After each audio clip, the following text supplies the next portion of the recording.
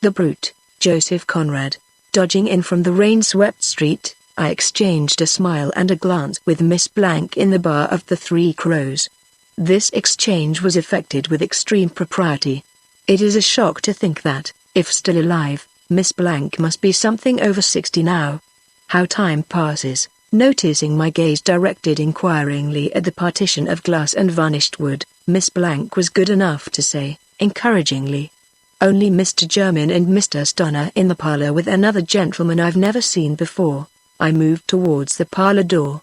A voice discoursing on the other side, it was but a matchboard partition, rose so loudly that the concluding words became quite plain in all their atrocity. That fellow Wilmot fairly dashed her brains out, and a good job, too. This inhuman sentiment, since there was nothing profane or improper in it, failed to do as much as to check the slight yawn Miss Blank was achieving behind her hand. And she remained gazing fixedly at the window panes, which streamed with rain. As I opened the parlor door, the same voice went on in the same cruel strain. I was glad when I heard she got the knock from somebody at last. Sorry enough for poor Wilmot, though. That man and I used to be chums at one time. Of course that was the end of him. A clear case if there ever was one. No way out of it. None at all. The voice belonged to the gentleman Miss Blank had never seen before. He straddled his long legs on the hearthrug. German, leaning forward, held his pocket handkerchief spread out before the grate. He looked back dismally over his shoulder, and as I slipped behind one of the little wooden tables, I nodded to him. On the other side of the fire, imposingly calm and large, sat Mr. Stoner, jammed tight into a capacious Windsor armchair. There was nothing small about him but his short, white side whiskers. Yards and yards of extra superfine blue cloth, made up into an overcoat, reposed on a chair by his side. And he must just have brought some liner from sea, because another chair was smothered under his black waterproof, ample as a pall, and made of threefold oiled silk, double-stitched throughout. A man's handbag of the usual size looked like a child's toy on the floor near his feet. I did not nod to him. He was too big to be nodded to in that parlor. He was a senior Trinity pilot and condescended to take his turn in the cutter only during the summer months. He had been many times in charge of royal yachts in and out of Port Victoria. Besides, it's no use nodding to a monument. And he was like one. He didn't speak. He didn't budge. He just sat there, holding his handsome head up, immovable, and almost bigger than life. It was extremely fine. Mr. Stoner's presence reduced poor old German to a mere shabby wisp of a man, and made the talkative stranger in tweeds on the hearthrug look absurdly boyish. The latter must have been a few years over 30, and was certainly not the sort of individual that gets abashed at the sound of his own voice, because gathering me in, as it were, by a friendly glance, he kept it going without a check. "I was glad of it," he repeated, emphatically. "You may be surprised at it, but then you haven't gone through the experience I've had of her. I can tell you, it was something to remember. Of course, I got off scot-free myself, as you can see. She did her best to break up my pluck for me, though. She jolly near drove as fine a fellow as ever lived into a madhouse. What do you say to that, eh?" Not an eyelid twitched in Mr. Stoner's enormous face. Monumental. The speaker looked straight into my eyes. It used to make me sick to think of her going about the world murdering people. German approached the handkerchief a little nearer to the grate and groaned. It was simply a habit he had. "I've seen her once," he declared, with mournful indifference. "She had a house." The stranger in tweeds turned to stare down at him, surprised. "She had 3 houses," he corrected, authoritatively. But German was not to be contradicted. "She had a house, I say," he repeated, with dismal obstinacy. "A great, big, ugly, white thing. You could see it from miles away sticking up." "So you could," assented the other readily. It was old Colchester's notion, though he was always threatening to give her up. He couldn't stand her racket any more, he declared. It was too much of a good thing for him. He would wash his hands of her, if he never got hold of another, and so on. I dare say he would have chucked her, only it may surprise you his missus wouldn't hear of it. Funny, eh? But with women, you never know how they will take a thing, and Mrs. Colchester, with her moustaches and big eyebrows, set up for being as strong-minded as they make them. She used to walk about in a brown silk dress, with a great gold cable flopping about her bosom. You should have heard her snapping out, "Rubbish. Or stuff and nonsense." I dare say she knew when she was well off. They had no children, and had never set up a home anywhere. When in England she just made shift to hang out anyhow in some cheap hotel or boarding house. I dare say she liked to get back to the comforts she was used to. She knew very well she couldn't gain by any change. And, moreover, Colchester, though a first-rate man, was not what you may call in his first youth, and, perhaps, she may have thought that he wouldn't be able to get hold of another, as he used to say, so easily. Anyhow, for one reason or another, it was rubbish and stuff and nonsense for the good lady. I overheard once young Mr. Rapps himself say to her confidentially, "I assure you, Mrs. Colchester, I'm beginning to feel quite unhappy about the name she's getting for herself." "Oh," says she, with her deep little horse laugh, "if one took notice of all the silly talk, and she showed Apps all her ugly false teeth at once. It would take more than that to make me lose my confidence in her, I assure you," says she. At this point, without any change of facial expression, Mr. Stoner emitted a short, sardonic laugh. It was very impressive, but I didn't see the fun. I looked from one to another. The stranger on the hearthrug had an ugly smile, and Mr. Rapps shook both Mrs. Colchester's hands. He was so pleased to hear a good word said for their favorite. All these Appses, young and old you know, were perfectly infatuated with that abominable, dangerous— "I beg your pardon," I interrupted, for he seemed to be addressing himself exclusively to me. "But who on earth are you talking about?" "I am talking of the Apps family," he answered, courteously. I nearly let out a damn at this. But just then the respected Miss Blank put her head in, and said that the cab was at the door, if Mr. Stoner wanted to catch the 11th up. At once the senior pilot arose in his mighty bulk and began to struggle into his coat, with awe-inspiring upheavals. The stranger and I hurried impulsively to his assistance, and directly we laid our hands on him he became perfectly quiescent. We had to raise our arms very high, and to make efforts. It was like caparissoning a docile elephant. With a "Thanks, gentlemen," he dived under and squeezed himself through the door in a great hurry. We smiled at each other in a friendly way. "I wonder how he manages to hoist himself up a ship's side ladder," said the man in tweeds, and poor German, who was a mere North Sea pilot, without official status or recognition of any sort, pilot only by courtesy, groaned. "He makes 800 a year. Are you a sailor?" I asked the stranger, who had gone back to his position on the rug. "I used to be till a couple of years ago, when I got married," answered this communicative individual. "I even went to sea first in that very ship we were speaking of when you came in." "What ship?" I asked, puzzled. "I never heard you mention a ship." "I've just told you her name, my dear sir," he replied. "The Apps family. Surely you've heard of the great firm of Apps and Sons, ship owners. They had a pretty big fleet. There was the Lucy Apps, and the Harold Apps, and Anne, John, Malcolm, Clara, Juliet, and so on, no end of Appses. Every brother, sister, aunt, cousin, wife and grandmother, too, for all I know of the firm had a ship named after them. Good, solid, old-fashioned craft they were, too, built to carry and to last. None of your newfangled, labor-saving appliances in them, but plenty of men and plenty of good salt beef and hardtack put aboard, and off you go to fight your way out and home again." The miserable German made a sound of approval, which sounded like a groan of pain. Those were the ships for him. He pointed out in doleful tones that you couldn't say to labor-saving appliances, "Jump lively now, my hearties." No labor-saving appliance would go aloft on a dirty night with the sands under your lee. "No," assented the stranger, with a wink at me.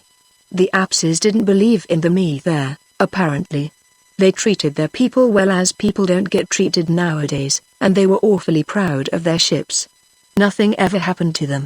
This last one, the Apps family, was to be like the others, only she was to be still stronger, still safer, still more roomy and comfortable. I believe they meant her to last forever.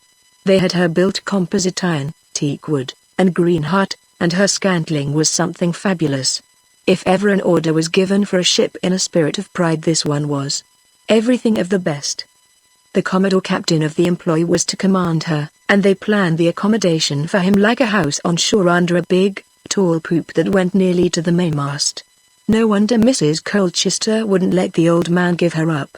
Why, it was the best home she ever had in all her married days. She had a nerve, that woman. The fuss that was made while that ship was building.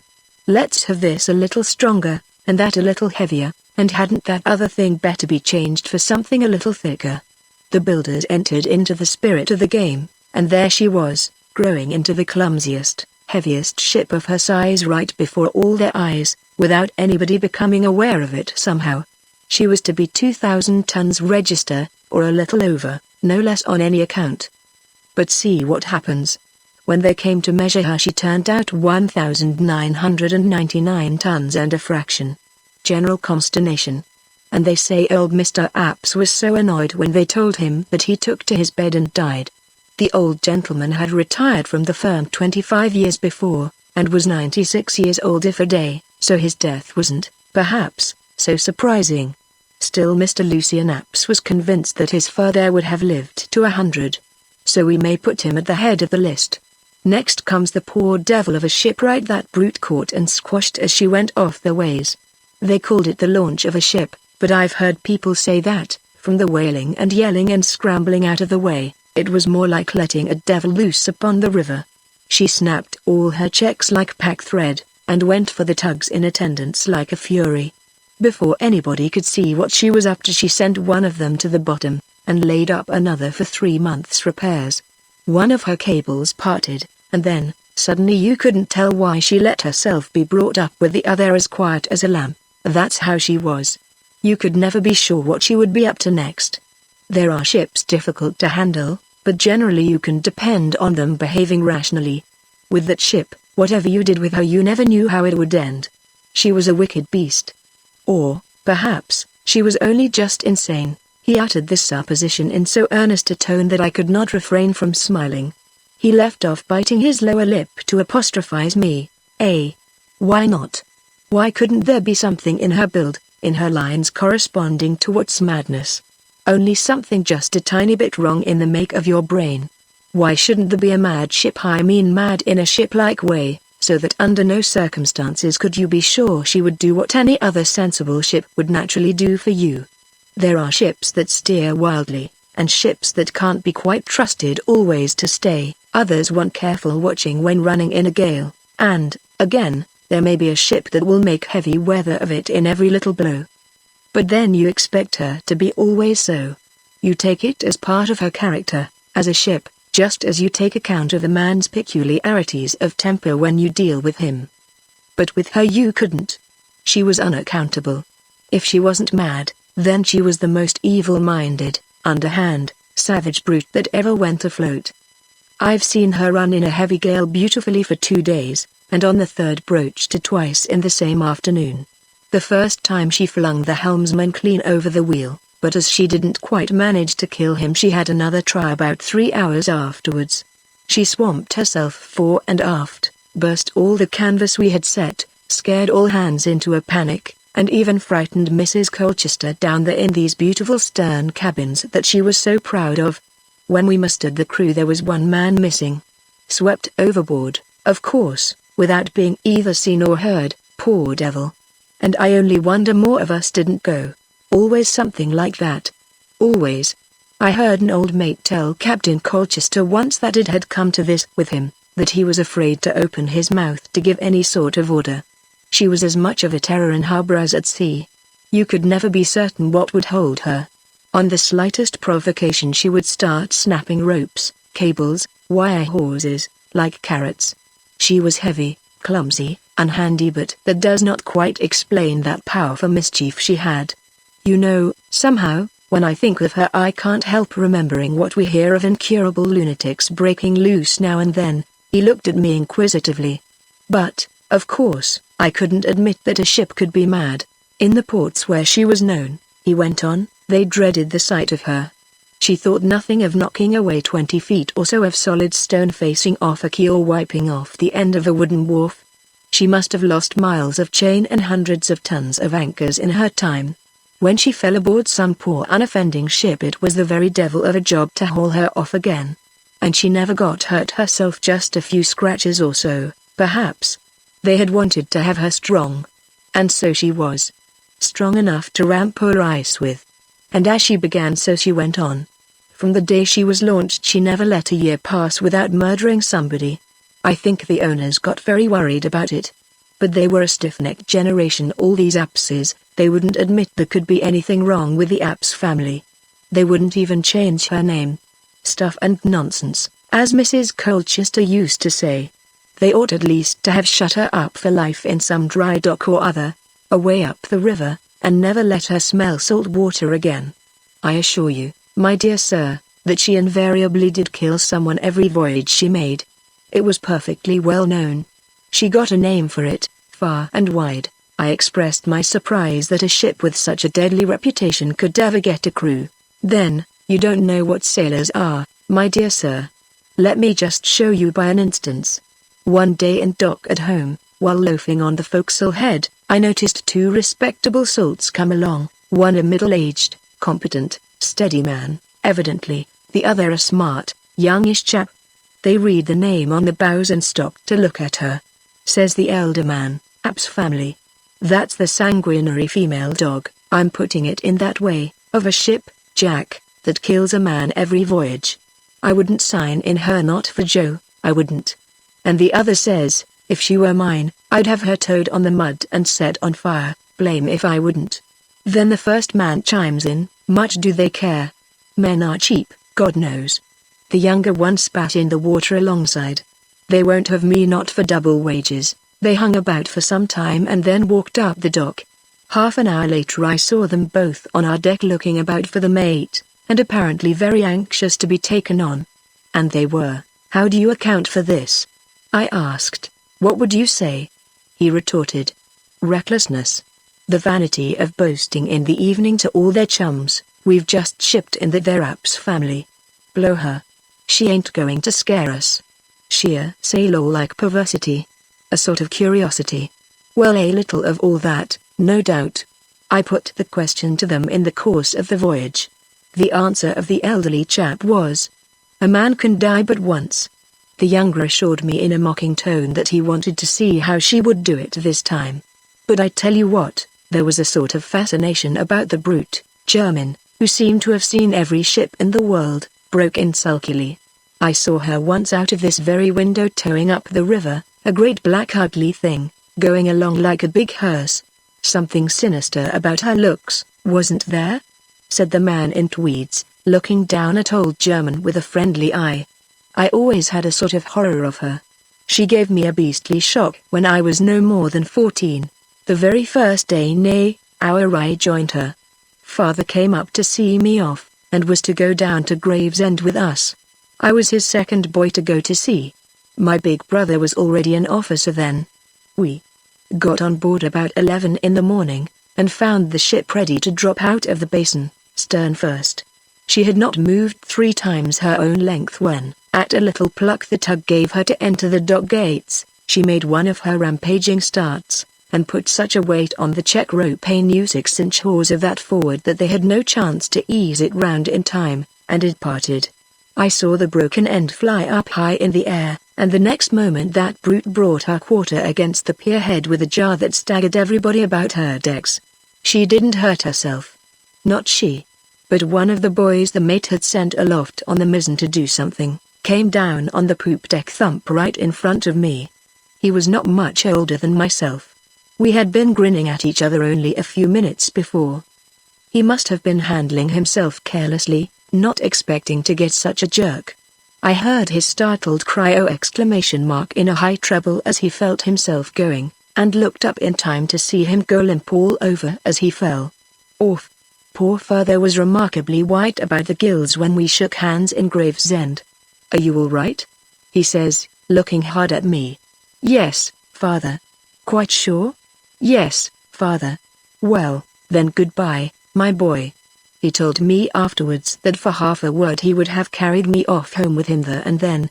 I am the baby of the family, you know, added the man in tweeds, stroking his moustache with an ingenuous smile. I acknowledged this interesting communication by a sympathetic murmur. He waved his hand carelessly. This might have utterly spoiled the chap's nerve for going aloft, utterly. He fell within 2 feet of me, cracking his head on a mooring bit. Never moved. Stone dead. Nice looking little fellow, he was. I had just been thinking we would be great chums. However, that wasn't yet the worst that brute of a ship could do.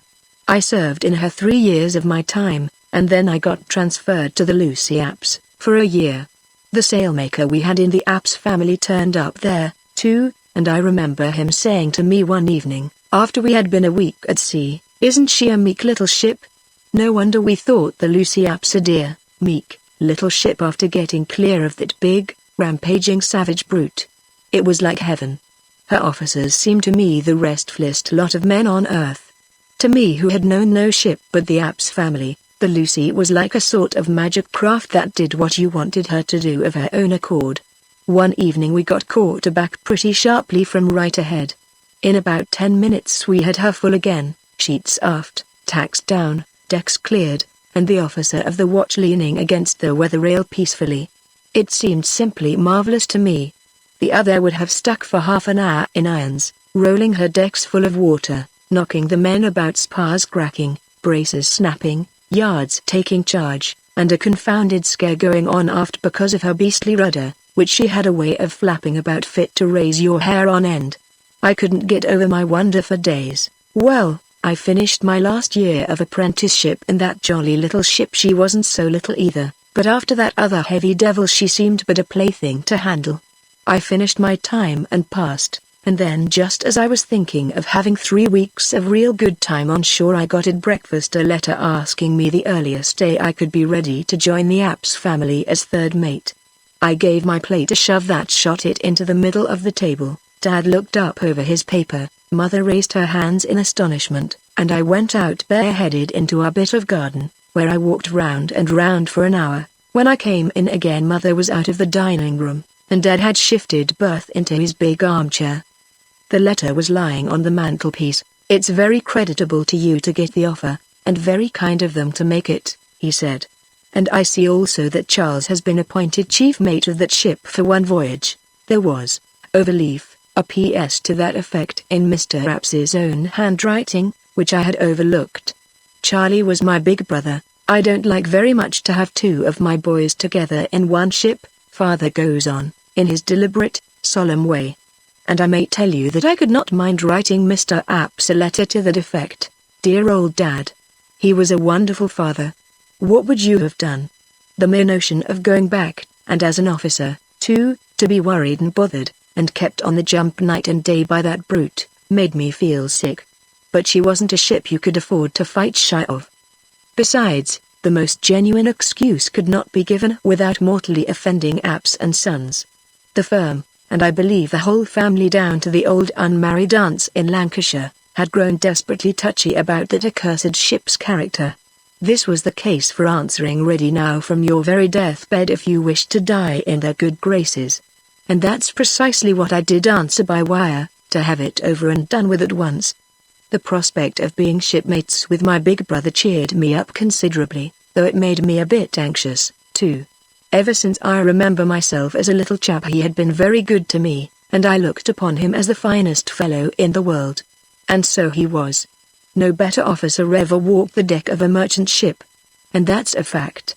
He was a fine, strong, upstanding, sun-tanned, young fellow, with his brown hair curling a little, and an eye like a hawk. He was just splendid. We hadn't seen each other for many years, and even this time, though he had been in England 3 weeks already, he hadn't showed up at home yet, but had spent his spare time in Surrey somewhere making up to Maggie Colchester, old Captain Colchester's niece. Her father, a great friend of Dad's, was in the sugar-broking business, and Charlie made a sort of second home of their house. I wondered what my big brother would think of me. There was a sort of sternness about Charlie's face which never left it, not even when he was larking in his rather wild fashion. He received me with a great shout of laughter. He seemed to think my joining as an officer the greatest joke in the world. There was a difference of 10 years between us, and I suppose he remembered me best in pinafores. I was a kid of 4 when he first went to sea. It surprised me to find how boisterous he could be. "Now we shall see what you are made of," he cried. and he held me off by the shoulders, and punched my ribs, and hustled me into his berth. "Sit down, Ned. I am glad of the chance of having you with me. I'll put the finishing touch to you, my young officer, providing you're worth the trouble. And, first of all, get it well into your head that we are not going to let this brute kill anybody this voyage. We'll stop her racket." I perceived he was in dead earnest about it. He talked grimly of the ship, and how we must be careful and never allow this ugly beast to catch us napping with any of her damn tricks. He gave me a regular lecture on special seamanship for the use of the Apps family, then changing his tone, he began to talk at large, rattling off the wildest, funniest nonsense, till my sides ached with laughing. I could see very well he was a bit above himself with high spirits.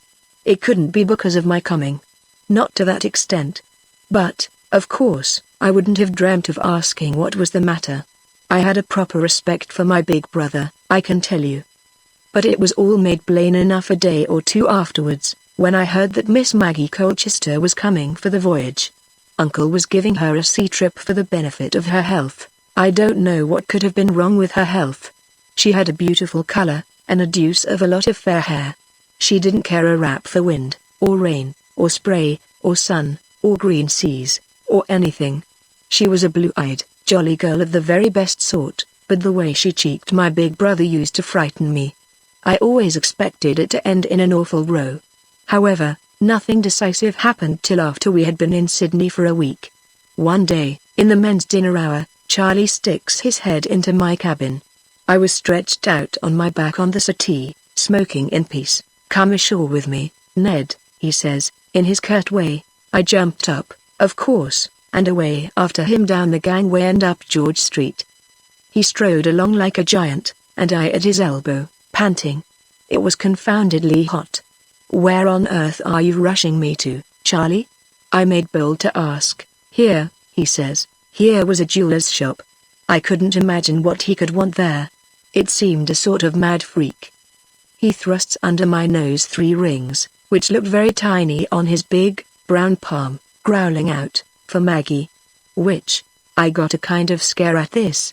I couldn't make a sound, but I pointed at the one that sparkled white and blue. He put it in his waistcoat pocket, paid for it with a lot of sovereigns, and bolted out. When we got on board I was quite out of breath. "Shake hands, old chap," I gasped out. He gave me a thump on the back. "Give what orders you like to the bosun when the hands turn to," says he. "I am off duty this afternoon." Then he vanished from the deck for a while. But presently he came out of the cabin with Maggie, and these two went over the gangway publicly, before all hands, going for a walk together on that awful, blazing hot day, with clouds of dust flying about. They came back after a few hours looking very staid, but didn't seem to have the slightest idea where they had been. Anyway, that's the answer they both made to Mrs. Colchester's question at tea time. And didn't she turn on Charlie, with her voice like an old night cabman's? "Rubbish. Don't know where you've been. Stuff and nonsense. You've walked the girl off her legs. Don't do it again." It's surprising how meek Charlie could be with that old woman. Only on one occasion he whispered to me, "I'm jolly glad she isn't Maggie's aunt, except by marriage. That's no sort of relationship." But I think he let Maggie have too much of her own way. She was hopping all over that ship in her yachting skirt and a red tam o' shanter like a bright bird on a dead black tree.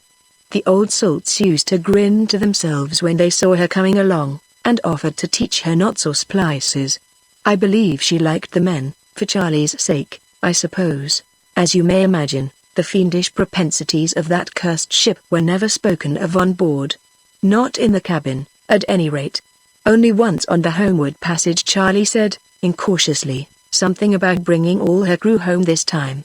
Captain Colchester began to look uncomfortable at once, and that silly, hard-bitten old woman flew out at Charlie as though he had said something indecent.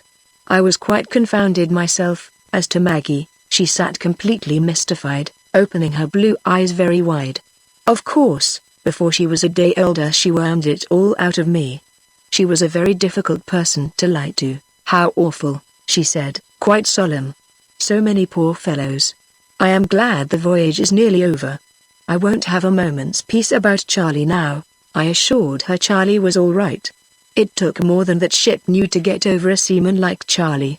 And she agreed with me. Next day we got the tug off Dungeness, and when the tow rope was fast, Charlie rubbed his hands and said to me in an undertone, "We've baffled her, Ned." "Looks like it," I said, with a grin at him. It was beautiful weather, and the sea as smooth as a mill pond. We went up the river without a shadow of trouble except once, when off Hole Haven. The brute took a sudden sheer and nearly had a barge anchored just clear of the fairway. But I was aft, looking after the steering, and she did not catch me napping that time. Charlie came up on the poop, looking very concerned. "Close shave," says he. "Never mind, Charlie," I answered, cheerily. "You've tamed her." We were to tow right up to the dock. The river pilot boarded us below Gravesend, and the first words I heard him say were, "You may just as well take your port anchor inboard at once, Mr. Mate." This had been done when I went forward. I saw Maggie on the forecastle head enjoying the bustle, and I begged her to go aft, but she took no notice of me, of course. Then Charlie, who was very busy with the headgear, caught sight of her and shouted in his biggest voice, "Get off the forecastle head, Maggie. You're in the way here." For all answer she made a funny face at him, and I saw poor Charlie turn away, hiding a smile. She was flushed with the excitement of getting home again, and her blue eyes seemed to snap electric sparks as she looked at the river. A collier brig had gone round just ahead of us, and our tug had to stop her engines in a hurry to avoid running into her. In a moment, as is usually the case, all the shipping in the Reach seemed to get into a hopeless tangle. A schooner and a ketch got up a small collision all to themselves right in the middle of the river. It was exciting to watch, and, meantime, our tug remained stopped. Any other ship than that brute could have been coaxed to keep straight for a couple of minutes, but not she. Her head fell off at once, and she began to drift down, taking her tug along with her. I noticed a cluster of coasters at anchor within a quarter of a mile of us, and I thought I had better speak to the pilot.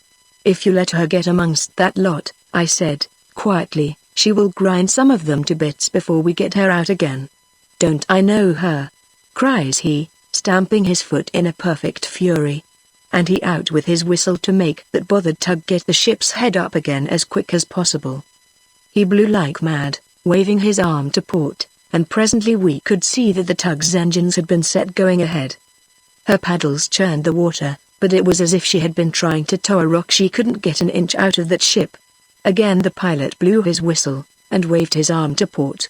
We could see the tug's paddles turning faster and faster away, broad on our bow.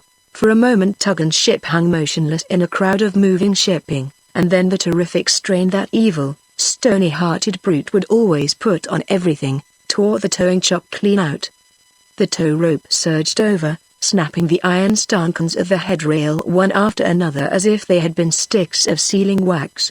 It was only then I noticed that in order to have a better view over our heads, Maggie had stepped upon the port anchor as it lay flat on the forecastle deck. It had been lowered properly into its hardwood beds, but there had been no time to take a turn with it. Anyway, it was quite secure as it was, for going into dock, but I could see directly that the tow rope would sweep under the fluke in another second. My heart flew up right into my throat, but not before I had time to yell out, "Jump clear of that anchor," but I hadn't time to shriek out her name. I don't suppose she heard me at all. The first touch of the hawser against the fluke threw her down. She was up on her feet again quick as lightning, but she was up on the wrong side. I heard a horrid, scraping sound, and then that anchor, tipping over, rose up like something alive. Its great, rough iron arm caught Maggie round the waist, seemed to clasp her close with a dreadful hug, and flung itself with her over and down in a terrific clang of iron, followed by heavy ringing blows that shook the ship from stem to stern because the ring stopper held. "How horrible!" I exclaimed. "I used to dream for years afterwards of anchors catching hold of girls," said the man in tweeds, a little wildly. He shuddered. With a most pitiful howl Charlie was over after her almost on the instant. But, Lord, he didn't see as much as a gleam of her red tam-o'-shanter in the water. Nothing. Nothing whatever. In a moment there were half a dozen boats around us, and he got pulled into one. I, with the boatswain and the carpenter, let go the other anchor in a hurry and brought the ship up somehow. The pilot had gone silly. He walked up and down the forecastle head, wringing his hands and muttering to himself, "Killing women, now. Killing women, now." Not another word could you get out of him. Dusk fell, then a night black as pitch, and peering upon the river I heard a low, mournful hail, "Ship, ahoy!" 2 Gravesend watermen came alongside. They had a lantern in their wherry, and looked up the ship's side, holding onto the ladder without a word. I saw in the patch of light a lot of loose, fair hair down there. He shuddered again. After the tide turned, poor Maggie's body had floated clear of one of them big mooring buoys, he explained. I crept aft, feeling half dead, and managed to send a rocket up to let the other searchers know, on the river.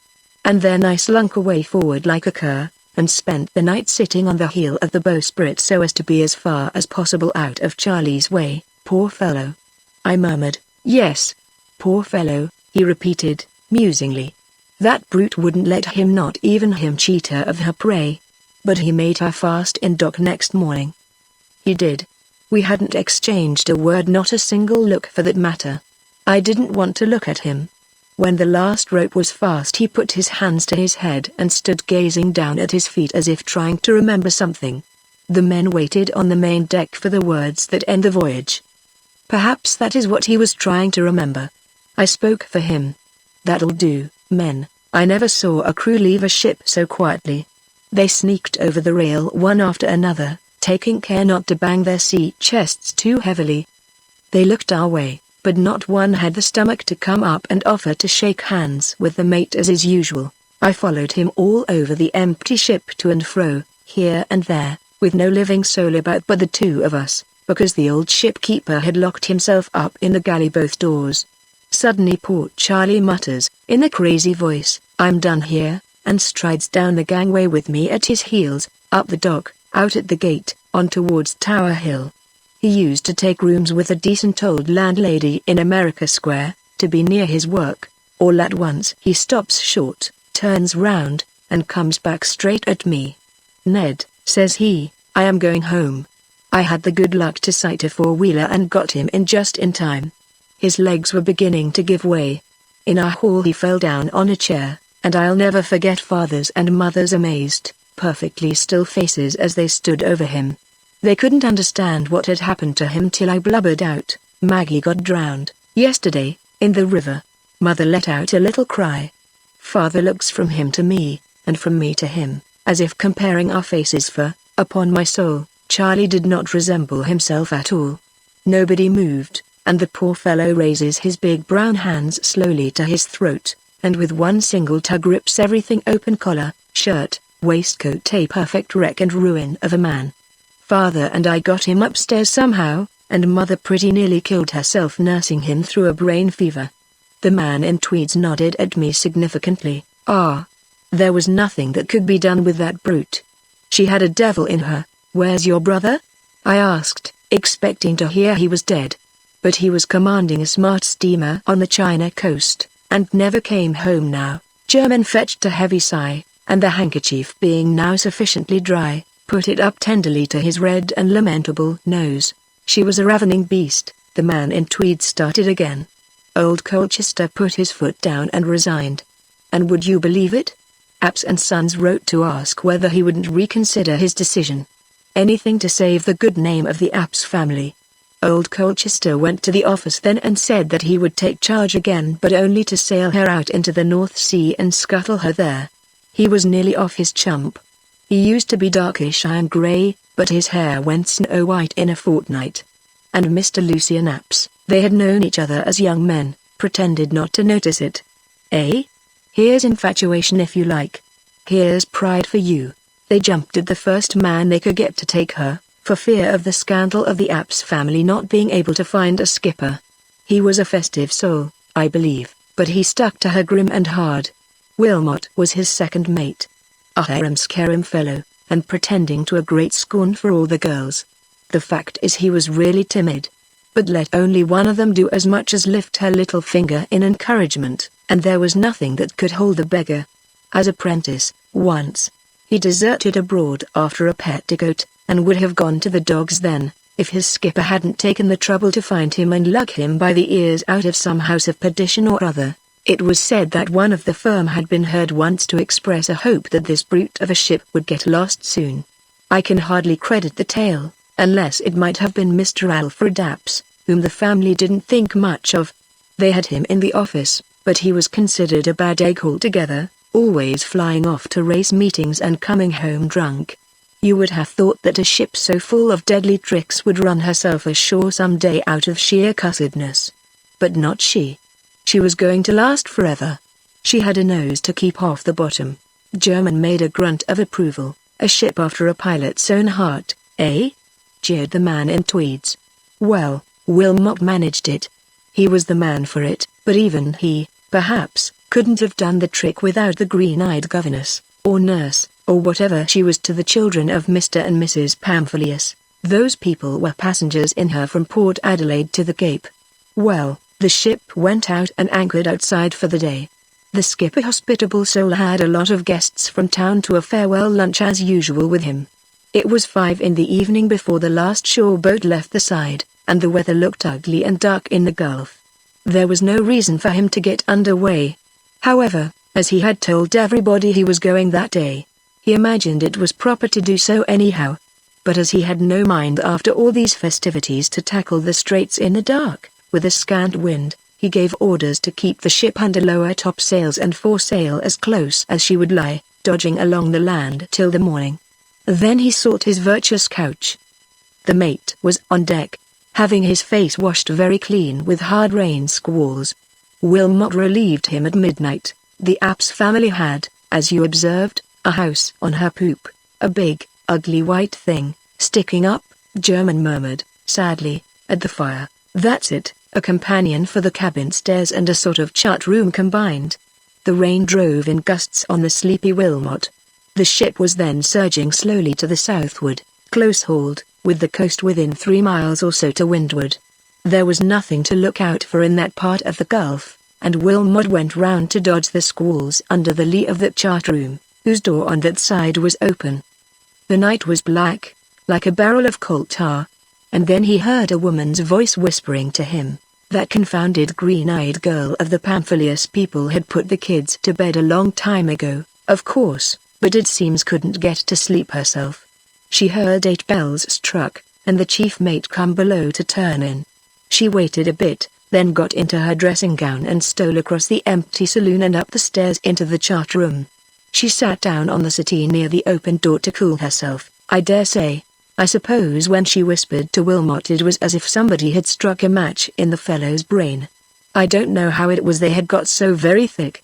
I fancy he had met her ashore a few times before.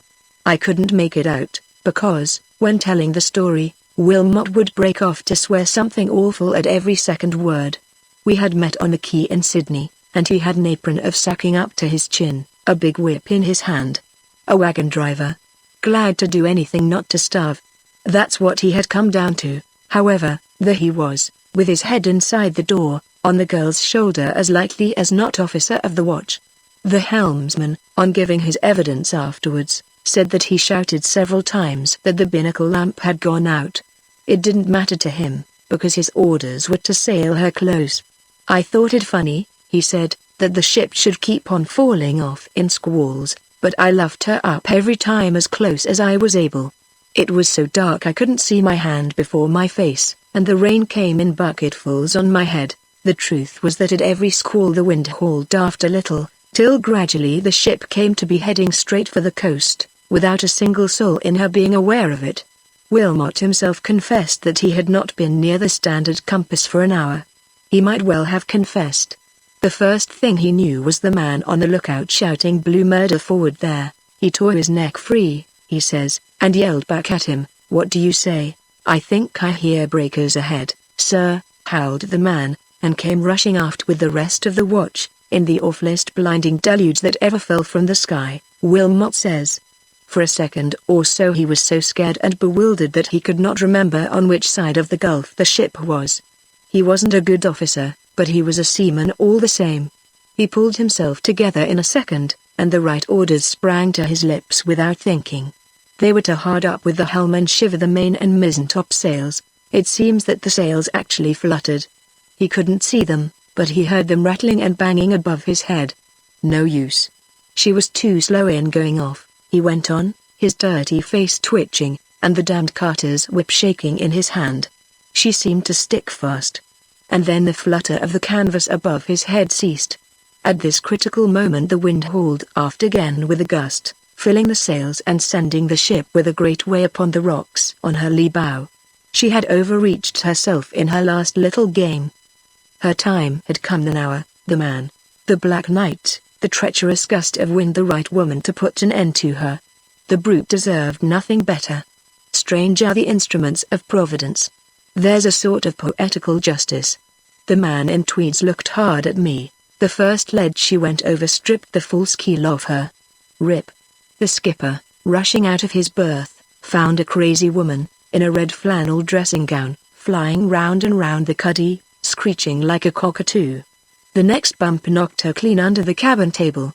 It also started the stern post and carried away the rudder, and then that brute ran up a shelving, rocky shore, tearing her bottom out, till she stopped short, and the foremast dropped over the bows like a gangway. Anybody lost? I asked. No one, unless that fellow, Wilmot, answered the gentleman, unknown to Miss Blank, looking round for his cap. And his case was worse than drowning for a man. Everybody got ashore all right. Gale didn't come on till next day, dirt from the west, and broke up that brute in a surprisingly short time. It was as though she had been rotten at heart. He changed his tone. Rain left off? I must get my bike and rush home to dinner. I live in Herne Bay. Came out for a spin this morning. He nodded at me in a friendly way, and went out with a swagger. Do you know who he is, German? I asked. The North Sea pilot shook his head, dismally. Fancy losing a ship in that silly fashion. Oh, dear. Oh dear. He groaned in lugubrious tones, spreading his damp handkerchief again like a curtain before the glowing grate. On going out I exchanged a glance and a smile, strictly proper, with the respectable Miss Blank, barmaid of the Three Crows.